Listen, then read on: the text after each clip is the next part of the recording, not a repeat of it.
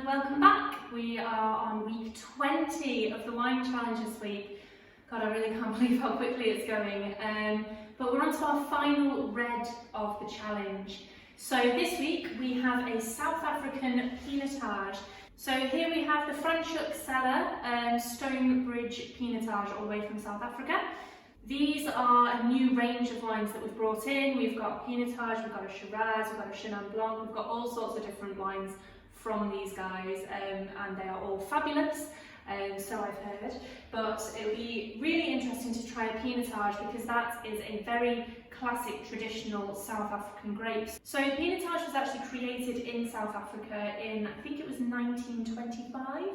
And the reason why it was created was because there was a winemaker who really liked Pinot Noir, but it doesn't grow particularly well in the South African climate. It's a bit too hot for that grape variety. So he decided to try and cross Pinot Noir with Cinsault to kind of create an almost mash-up blend, whole new grape variety from them that would work and grow a little bit better in the South African climate. But what's really weird about it is that Pinotage actually ended up coming out as a very, very different style of wine than either of its two parents. It's a lot bolder, a lot bigger, a lot brassier. There's loads of different flavours coming through that you would not associate with either of its two parent grapes.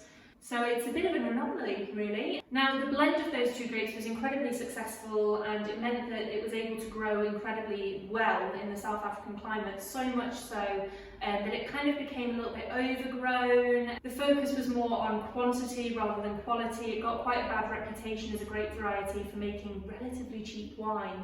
But in recent years, over the past couple of decades, there's been a lot more focus on really cultivating the grape variety, focusing on those crop yields, whittling them down, and working out the best kind of winemaking techniques to get the best out of this grape.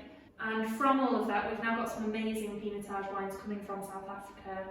And this, fingers crossed, will be one of them. So I have actually opened my bottle, and I've used one of the decanters from here in the bar to give it a little bit of time to breathe. If you have the option of doing this, because it's quite a bold, very full-bodied wine, it is a good idea just to try and mellow it out, maybe smooth out some tannins and whatnot. Ideally for roughly an hour, if you have an hour to spare before you want to drink it. If not, go ahead, try it, but as long as you can let it breathe a little bit first, obviously that's ideal. So, we might as well start with the tasting. I'm not going to swill this in the decanter like I usually would before I pour it, because I want to do that in the glass as we go through the 5 S's. So I'll start by pouring myself a measure here. So, we'll start with S number 1, we'll do C. So having a little look at it, it is quite deep in colour, but actually it's not as opaque as we've had with some of the other wines that we've done. So there's still, I can just about see my fingers through when I look down the bottom of the glass, but it's very dark in colour, just not necessarily opaque.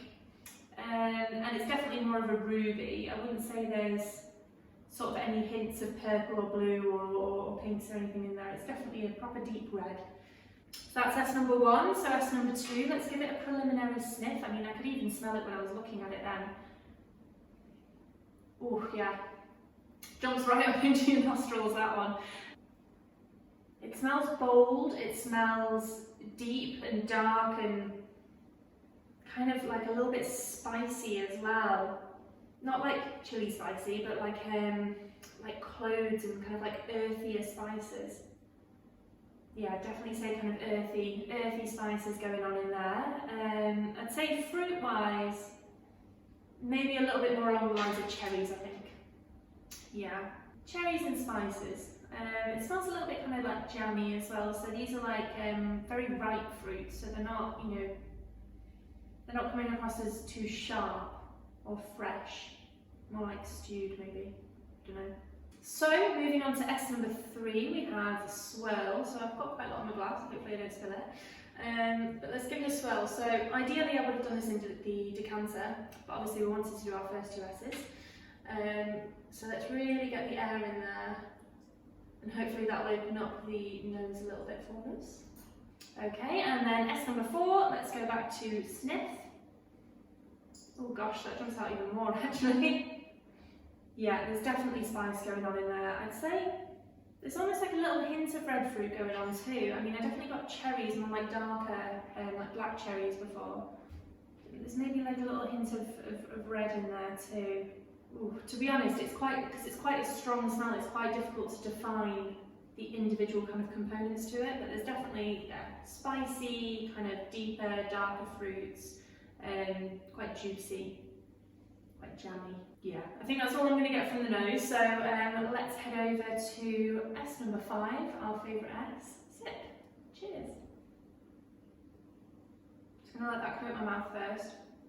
Immediately, it's got decent acidity to it, and to be honest, it's not as tannic as I thought it was going to be. It's still got a decent amount of tannins, I can still feel them kind of on my tongue, but it's not as heavy on the tannins as, say, the Cabernet Sauvignon was at the beginning of the challenge. Okay, now that initial kind of coating's gone, let's go again. You can definitely get, especially at the end, this kind of like earthy flavour coming through. Kind of the spices and the cloves that I thought I could smell as well. And the initial impact is, I'd say, quite fruity. I'd stick with the fruits that I thought I could smell, definitely. Those kind of like cherries, maybe something a little bit kind of redder in there as well. But it is more along the lines of like a quite juicy, jammy, overripe almost fruit. Rather than something sharp or fresh. Yeah, so the fruit comes through quite strongly first, and then once you've kind of swallowed, that's when those kind of earthy flavours seem to come out. Kind of like, yeah, cloves, earth, spices. Interesting. I quite like that. I think it's got a good body to it. It's definitely got good acidity. It all balances out quite nicely, quite well. It's almost like a spiced jam. Delicious. So yeah, I think that's what I'm getting from it, in my own opinion, my own humble opinion. But let's have a little look at the tasting notes and see what they say. So the notes for this wine say, Stonebridge is their fruit-driven Pinotage. It's matured in French oak for 8 to 12 months, so that'll be where the kind of spicy flavours and that come from. It shows generous aromas of black cherry, clove and raspberry jam. Yeah, not too bad, I wasn't too far off there. I definitely got the cherry. I thought maybe like black and red cherry, but they've got raspberry as kind of their red fruit side of it. Clove definitely, I think it's that kind of spice, but it's not, it is kind of more of an earthy kind of spice. Smooth and juicy palate, redolent of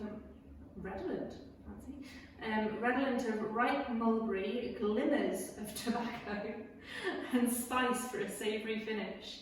I mean, I've never had a mulberry in my life, so I couldn't tell you on that front. Glimmers of tobacco. Again, I think that kind of falls under the earthy flavour that I was kind of getting. I always kind of see tobacco as quite an earthy substance. Can't think of another word for it.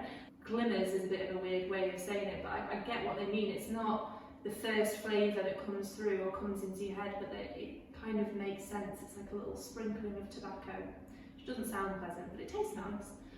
And spice for a savoury finish. Yeah, it's definitely quite a savoury wine, despite the fact that it's got those kind of jammy, fruity flavours to begin with. It kind of ends on more of a savoury note, because the earthy flavours come through second, if that makes sense. Yeah, I think I wasn't too far off the tasting notes, certainly part of it more so than others. Yeah, I'd agree with that. It's quite bold as well. It's quite impactful as a wine. So seeing as I am in the bar today, I've got a couple of different bar bits to try with this wine. If you're looking for a cheese, for this in particular, I have a chunk of the Special Reserve Lancashire cheese, which is something we do in the bar. It's a really beautifully aged Lancashire cheese, and I just think it's going to work really well with this wine.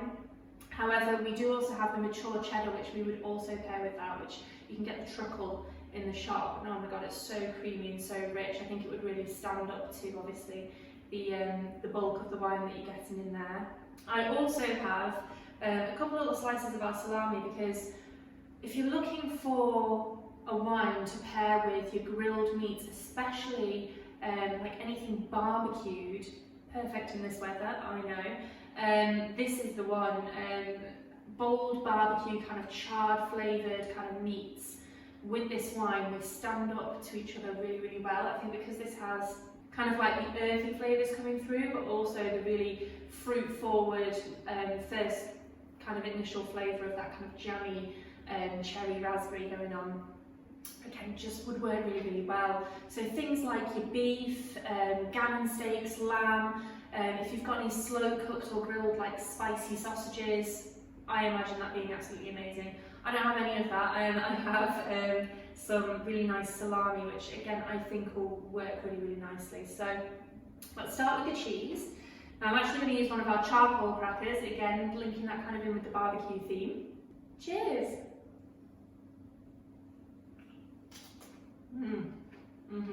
That's a really, really nice combination. I think because it's such a bold wine, it needs a cheese which is really going to stand up to it, something which is going to have a bit of impact, a bit of flavour whacked in there, preferably aged, something a bit more mature, or the special reserve, obviously, like I've got. I don't know, the flavour just comes through a little bit more intensely, and because it's such an intense wine, that's kind of what you need to balance it out a little bit.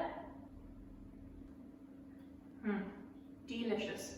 So, let's hop over and try with a little bit of the meat, going straight in with a little bit of salami. Cheers! Again, similar effect. You've got that saltiness, which really does help balance the wine a little bit, stands up to the wine, but that meatiness as well. I mean, for you meat eaters out there, not everybody is, I'm sure, there's something about meat that just really, really works with wine.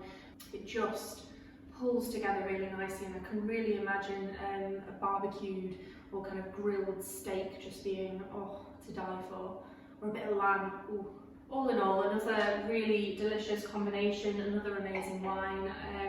To be honest, I don't think there's been a single wine this challenge that I've not enjoyed. I hope that's the case for you guys too, or even if you haven't enjoyed it, it's helped kind of direct you in the right kind of direction to ones that you do particularly like, and you might have found something new. But I am a fan of a big, bold, sort of full-bodied red, especially one which has a little bit of a kick to it, a little bit of spiciness in there. And I do think that the tannins in this are quite pleasant as well. It's not overly tannic, it's not completely driving the mouth out, which I found quite enjoyable. But let me know what you think, let me know if you like it. It is the last red, so let me know which of the reds you liked best. It's always good to get a little bit of feedback and see how everybody's enjoying themselves. I will see you again next week. We've got a Greek wine next week, we're back onto whites. Oh god, I'm going to butcher this. It's an Assyrtiko, I think it's called. Could have completely ruined that. I do not claim to know how it's pronounced, but I will try and find out by next week. But until then, enjoy the rest of your bottle, enjoy your evening, enjoy the sunshine, have a great Father's Day, all you dads out there, and I'll see you soon. Cheers!